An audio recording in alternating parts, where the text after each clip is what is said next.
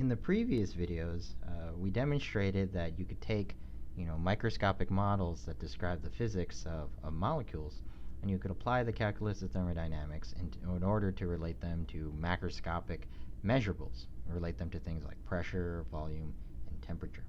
Right? And so that's one aspect of utility for the calculus of thermodynamics.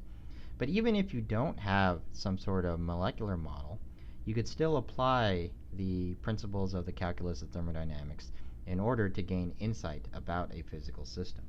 Okay? So if you don't have a molecular model,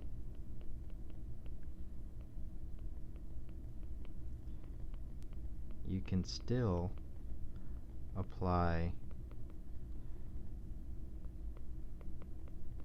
calculus of thermodynamics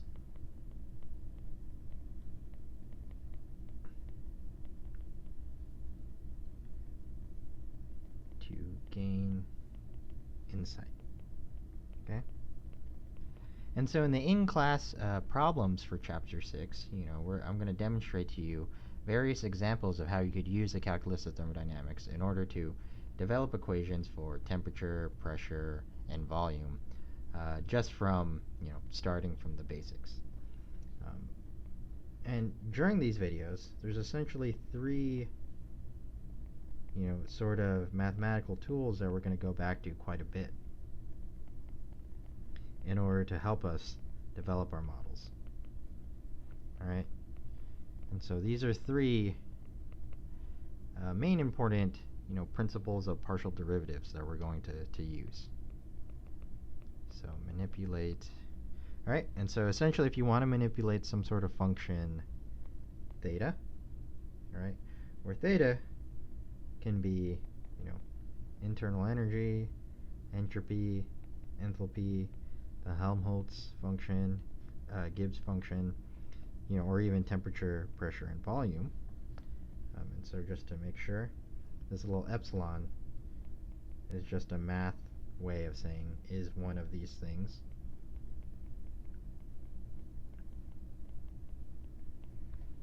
All right. So if you have, a function that's one of those things, here's three common mathematical tools that you'll want to use when you're trying to use the calculus of thermodynamics in order to develop a model. Right? So the first mathematical tool that we'll go to quite a bit is the expansion rule. Okay? And so let's say you have, or you want to derive some sort of partial derivative, some partial derivative of theta with respect to u. That u is not internal energy. This u is just a random variable. All right. So partial derivative of theta with respect to u at constant v, which is also just a random variable. Okay. So let's say you want a partial derivative in that form. But when you defined theta originally, you had it in terms of some other variables. Okay. So let's say x and y were your canonical variables.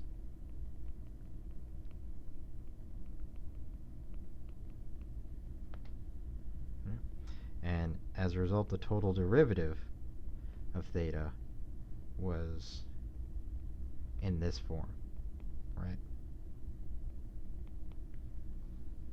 Okay. Or maybe to make it more clear, the total derivative was in this form. Constant y, and then the one for y. Okay? All right, so that's what we've seen before. Okay? And so if you want to get this derivative, this sort of derivative, what you would want to do is you would want to apply the expansion rule. Okay?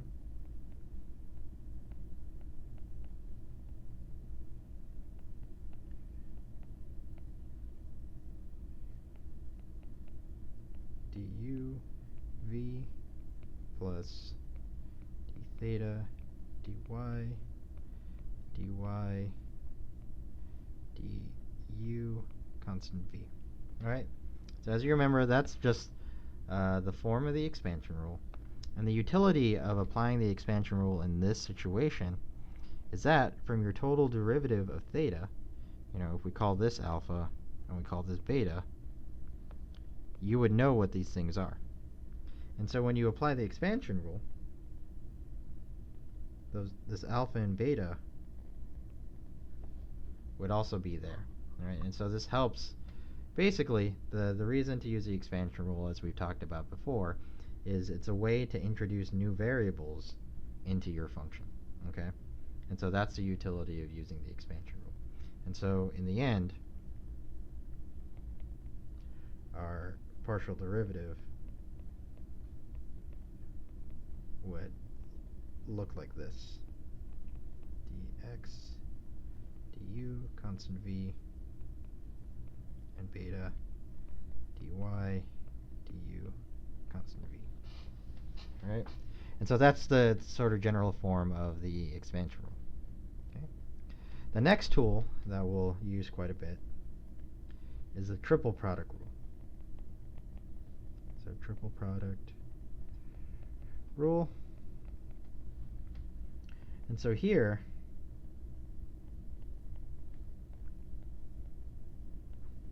let's say you had a partial derivative in this form where, for instance, theta is some unmeasurable property. So like an enthalpy, internal energy, entropy. All right? And so if you needed, a partial derivative in this format, or if you have a partial derivative in that format, one useful tool that you could apply is the triple product rule, where this partial derivative expands into this form.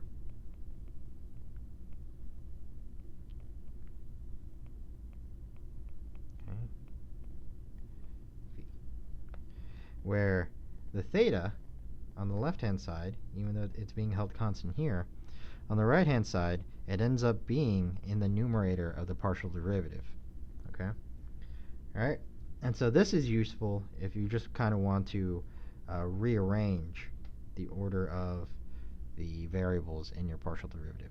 And so we'll also use this tool in our derivations. The last mathematical tool we'll use quite a bit is the Maxwell relation, or Maxwell relations.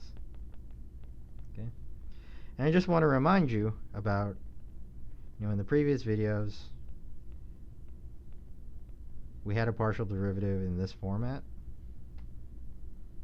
where I pointed out that if you look here at S and T, those both belong to the same conjugate pair. They were the thermal conjugate pair, right? And P and T here, we also saw that these were the canonical variables for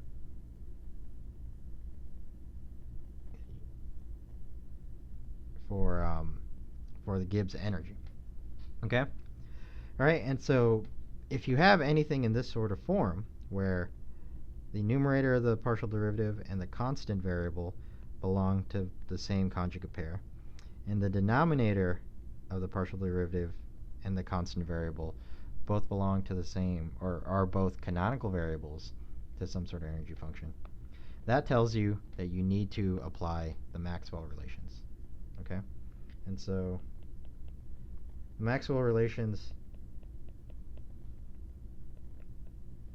invoke the commutative property of the second mixed partial derivatives. Okay? And so all that is saying is that if you take the partial derivative of theta with respect to x and then do it again with respect to y, should be a second here,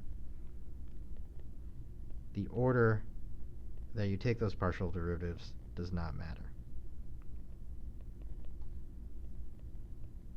Okay?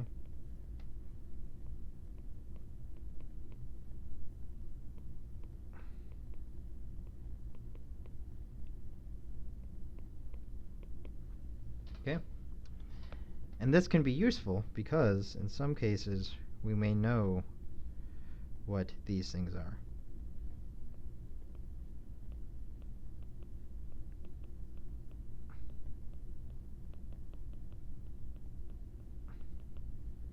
These are, not air. Okay? And so this helps us relate different sort of variables to one another. Okay? All right, and so the expansion rule, the triple product rule, and the Maxwell relations, essentially these tools make up the backbone of the calculus of thermodynamics. And we're going to use these tools in order to help derive mathematical models that describe our system.